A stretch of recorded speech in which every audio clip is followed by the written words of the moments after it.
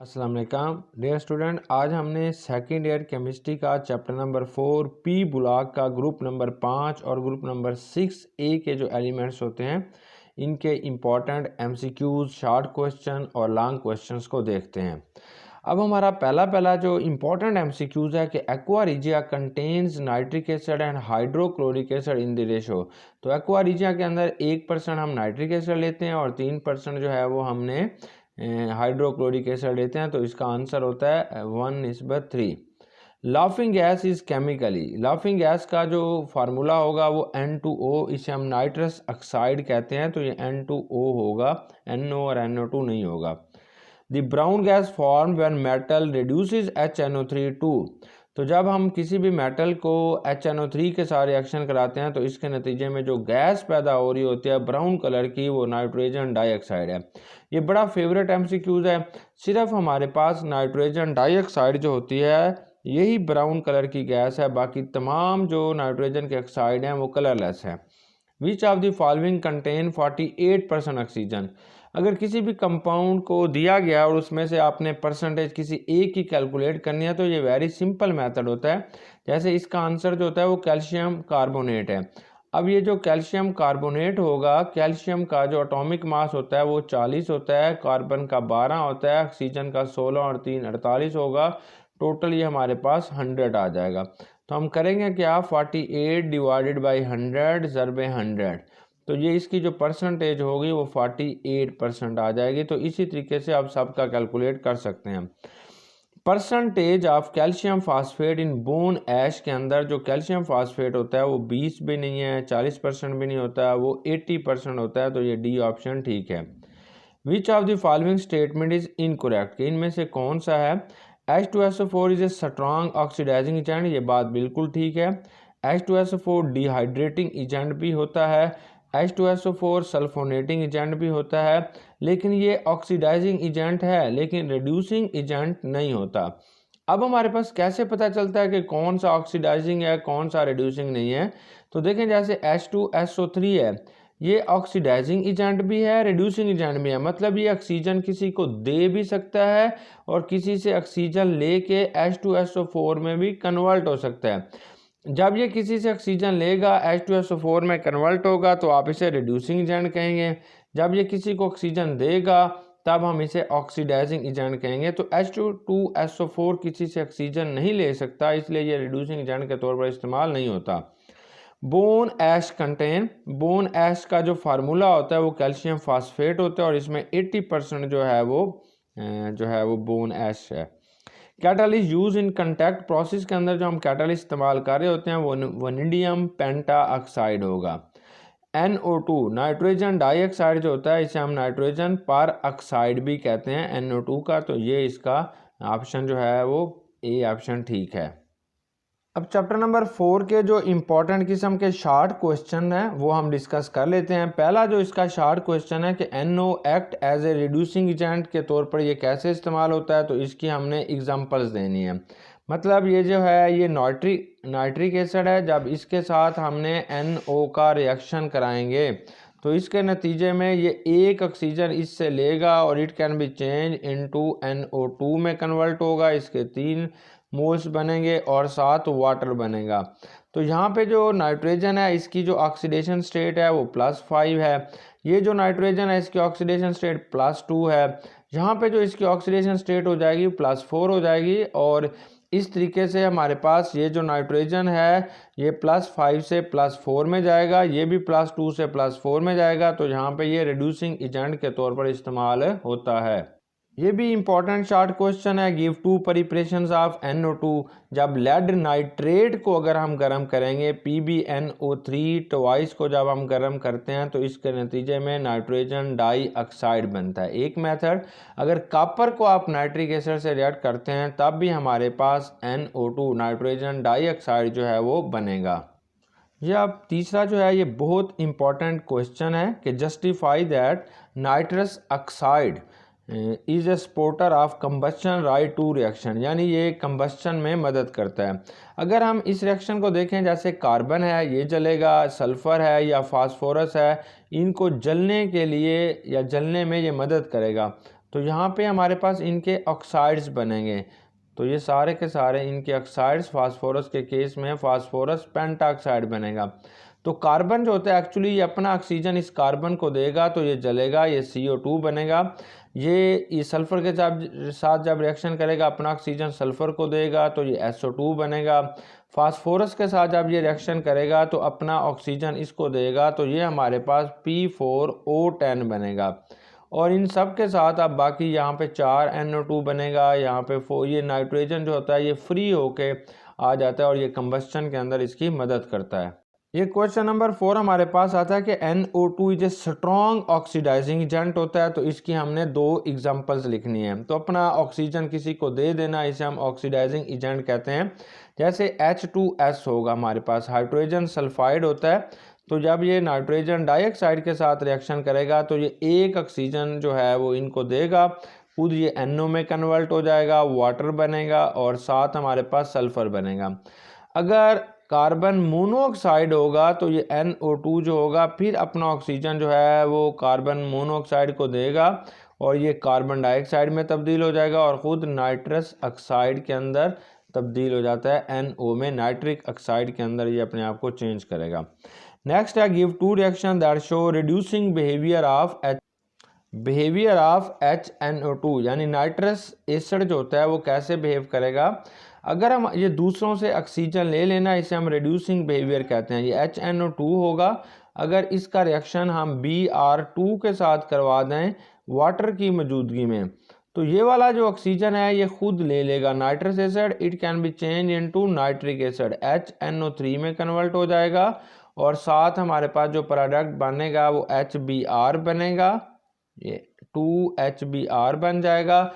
और ये वाला अगर आप इसे I2 के साथ रिएक्शन कराते हैं तब भी यही होगा, ये I2 होगा प्लस ये हमारे पास जो होगा ये वाटर होगा। तो इसी तरीके से ये HNO3 में कन्वर्ट होगा और 2HI बनेगा। अब नेक्स्ट आता है कि right 2 method preparation of nitrous acid के नाइट्रस एसिड को तैयार करने के हमारे पास जो है वो कौन से 2 तरीके हैं। इसके बहुत आसान से तरीके हैं। एक तो हमारे पास N2O3, इसको पानी के अंदर डालते हैं तो नाइट्रस एसिड बन जाता है, या बेरियम नाइट्राइड को जब सल्फ्यूरिक एसिड से रिएक्शन कराते हैं तब भी हमारे पास बेरियम सल्फेट और साथ नाइट्रस एसिड बनेंगे। Give a chemical reaction of acidified KMnO4 solution with nitrous acid. जब ये KMnO4 के साथ रिएक्शन कर रहा होता है तब it act as a reducing agent. तो ये HNO2 जो होगा it can be change into HNO3 और ये यहाँ से पोटाशियम सल्फेट बनेगा, मैंगनीज सल्फेट बनेगा एटसेट्रा। अब ये बहुत इंपॉर्टेंट क्वेश्चन है कि describe ring test for confirm ion of nitrate ion in a solution. तो ये बहुत इंपॉर्टेंट है, बोर्ड में बार बार आता है। ये इंपॉर्टेंट टेस्ट है रिंग टेस्ट। ये नाइट्रेट्स के लिए हम आमतौर पर इस्तेमाल करते हैं। तो ऐसे मुरक्कबात जिनके अंदर हमें नाइट्रेट्स पाए जाने का इम्कान होता है तो उसका एक्वा सोल्यूशन लेते हैं। फिर इसके अंदर freshly prepared FeSO4 ferrous sulphate डालते हैं। जहाँ पे ये दोनों सोल्यूशन बनते हैं वहाँ पे हमारे पास ना एक रिंग बन जाता है ब्राउन कलर का, इसलिए आप इसे रिंग टेस्ट कहते हैं। यहाँ पे ना एक एडिशन प्रोडक्ट बनता है, यानी FeSO4 जब नाइट्रिक ऑक्साइड के साथ मिलेगा तो इसके नतीजे में ये FeSO4.NO यानी एडिशन प्रोडक्ट बन रहा होता है। अब ये नेक्स्ट है कि write down Na2 uses of nitric acid. Nitric acid जो होता है ये मैन्युफैक्चर ऑफ नाइट्रेट्स में, कैल्शियम नाइट्रेट्स में, फर्टिलाइजर्स के तौर पर जो इस्तेमाल होते हैं नाइट्रेट्स उनमें इस्तेमाल हो रहा होता है। नाइट्रिक एसिड एक्सप्लोसिव मटेरियल बनाने के लिए इस्तेमाल करते हैं, प्योरीफिकेशन ऑफ AU/AG में इस्तेमाल करते हैं। अब ये वाला हमारे पास बहुत इंपॉर्टेंट क्वेश्चन है कि how aqua regia prepared, what it is use. कुछ हमारे पास ऐसी मेटल्स होती हैं जो किसी के अंदर भी डिज़ोल्व नहीं होती, तो इनके लिए हम एक्वा रिजिया बनाते हैं, आबे सुल्तानी बनाते हैं, जैसे गोल्ड है। इसके लिए हम करते क्या हैं कि हमने नाइट्रिक एसिड प्लस HCl को लेते हैं।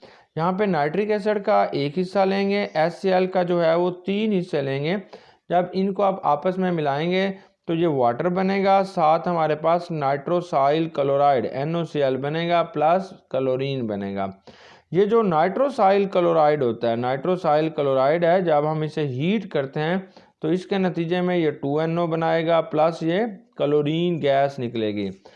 अब जिस भी हमने धात को इसके अंदर हल करना चाहते हैं वो इसके साथ आके रिएक्शन करेगी, यानी ये सोना है, जब इसको आपने इस नेजेंट क्लोरीन के साथ आपने रिएक्शन कराते हैं तो इसके नतीजे में ये अरूनियम क्लोराइड यानी सालुबल क्लोराइड्स बनते हैं, और इस तरीके से ये जो गोल्ड होगा ये इसके अंदर डिज़ोल्व हो जाता है। तो ये एक्वा रिजिया हम इस तरीके से प्रिपेयर करेंगे। बाज़ात इसमें से एक सिंपल क्वेश्चन भी आ जाता है कि ये फॉलोइंग इक्वेशन हमें दी गई है तो इसे आपने बैलेंस करना है। तो ये वाली इक्वेशन से होती हैं, हम उम्मीद तौर पर प्रैक्टिस से बैलेंस होते हैं हिट एंड ट्रायल मेथड के जरिए। तो यहाँ पे नाइट्रिक एसिड के ज़रिए यहाँ पे हम 4 लगाएंगे, जो जिस चीज़ को हम प्रिपेयर करना चाहते हैं। तो एक हमारे पास जो चीज़ तैयार हो रही है वो कॉपर नाइट्रेट होगा, और साथ आपने 2NO2 लिखेंगे, और साथ ये वाटर आएगा ये वाला। इसी तरीके से हमारे पास जो है नाइट्रिक एसिड का जब जिंक के साथ रिएक्शन करते हैं तो यही प्रोडक्ट हमें दोबारा, जब हम डाइल्यूट अगर कंसनट्रेटेड नाइट्रिक एसिड होगा तो नाइट्रोजन डाइऑक्साइड बनता है। अगर जिंक को नाइट्रिक एसिड के साथ आप रिएक्शन कराना चाहते हैं और नाइट्रिक एसिड हमने डाइल्यूट लिया हुआ है तो इसके नतीजे में एक जिंक नाइट्रेट बनेगा, एक नाइट्रस ऑक्साइड बनेगा, और साथ हमारे पास जो है वो वाटर बनेगा। अब नेक्स्ट शार्ट क्वेश्चन है कि define such property in white phosphorus is different from red phosphorus. तो ये जो वाइट फास्फोरस होता है ये सिंगल यानी यूनिट के तौर पर पाया जाता है, टेट्रा एटॉमिक स्टेट के अंदर ये हमें मिल रहा होता है। ये मोर रिएक्टिव होगा, मोर पॉइजन होगा, जबकि रेड फास्फोरस जो होता है वो एक मैक्रो मालिक्यूल मिल के बनते हैं, यानी ऐसे बहुत सारे मालिक्यूल जब आपस में मिलेंगे टेट्रा एटॉमिक, फिर वो हमारे पास रेड फास्फोरस बनता है। Give name and formulas of oxy acids of phosphorus acid. Phosphorus के सिर्फ हमारे पास ना 2 ऑक्सी एसिड्स हैं, एक H3PO3 है फास्फोरस एसिड है, और दूसरा H3PO4 है फास्फोरिक एसिड है। नेक्स्ट बहुत इंपॉर्टेंट क्वेश्चन है कि P2O5 is a strong dehydrating agent, prove with example. अगर हमने यानी P2O5 का किसी भी कंपाउंड के साथ रिएक्शन कराते हैं तो ये इसके अंदर से वाटर को रिमूव करता है। जैसे ये नाइट्रिक एसिड है, इसके साथ जब हम इसे रिएक्शन कराते हैं तो ये मेटाफॉस्फोरिक एसिड बनेगा, और साथ हमारे पास नाइट्रोजन पेंटाऑक्साइड N2O5 बनेगा। अगर हम सल्फ्यूरिक एसिड के साथ यही रिएक्शन कराते हैं तो इसी तरीके से नाइट्रोजन पेंटाऑक्साइड जो होता है यहाँ पे भी डिहाइड्रेटिंग एजेंट है, तो ये मेटाफॉस्फोरिक एसिड बनेगा, और साथ हमारे पास SO3 सल्फर ट्राइऑक्साइड ये बनाएगा। अब नेक्स्ट आता है कि how phosphoric acid is converted into metaphosphoric acid. जब हम फास्फोरिक एसिड को H3PO3 को 240 डिग्री सेंटीग्रेड पर 240 डिग्री सेंटीग्रेड पर गर्म करते हैं तो it can be change into pyrophosphoric acid. ये पायरोफॉस्फोरिक एसिड में तब्दील हो जाता है। अगर पायरोफॉस्फोरिक एसिड को आपने 316 डिग्री सेंटीग्रेड पर जब आप गर्म करते हैं, हीट करते हैं, तो इससे वाटर के मालिक्यूल रिलीज होते हैं और ये मेटाफॉस्फोरिक एसिड के अंदर जो होगा वो तब्दील हो जाता है। How will you prove that phosphoric acid is try basic acid. तो ये जो फास्फोरिक एसिड होता है ये हमारे पास ट्राई बेसिक एसिड होता है। कैसे प्रूव होगा? तो ये हमारे पास H3PO4 होगा। जब आप इसे 3NOH 3 सोडियम हाइड्रोक्साइड के साथ रिएक्शन कराते हैं तो ये हमारे पास Na3PO4 बनेगा, और साथ 3 वाटर के मालिक्यूल यहाँ से रिलीज होंगे। Give 4 difference between oxygen and sulphur.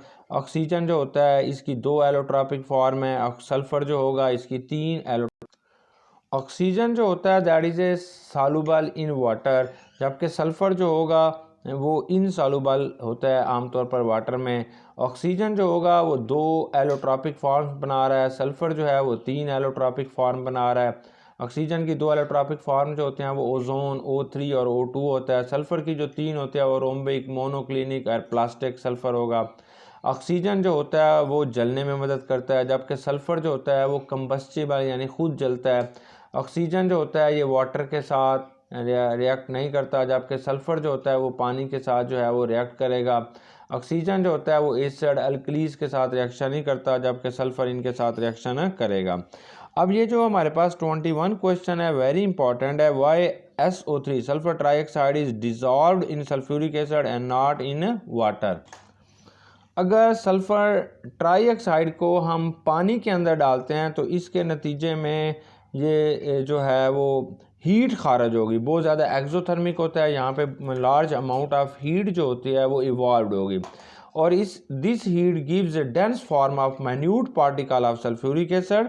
यहाँ से कुछ सल्फ्यूरिक एसिड के पार्टिकल हवा के अंदर ऐसे धुआं सा बना देंगे।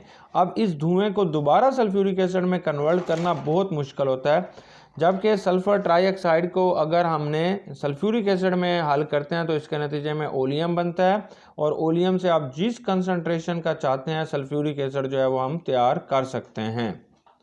अब नेक्स्ट, जो किसी भी चीज़ के साथ जब सल्फ्यूरिक एसिड को हम रिएक्ट करते हैं तो it act as a dehydrating agent, mostly remove water and, मतलब जैसे ये हमारे पास ना ऑक्सैलिक एसिड है। अब इस ऑक्सैलिक एसिड को जब कंसनट्रेटेड सल्फ्यूरिक एसिड से हम रिएक्ट करेंगे तो ये कार्बन मोनोऑक्साइड बनेगा, ये कार्बन डाइऑक्साइड बनेगा, और साथ जो होगा ये वाटर रिलीज होगा। ऐसे अगर हमारे पास फॉर्मिक एसिड होगा तो सेम प्रोसेस यहाँ पे भी यही होगा, it can B form carbon monoxide, ये CO बनेगा, और प्लस जो होगा ये वाटर बनेगा। ये भी इंपॉर्टेंट शॉर्ट क्वेश्चन है कि write two reactions of sulphuric acid act as an oxidising agent के तौर पर जब ये इस्तेमाल होगा।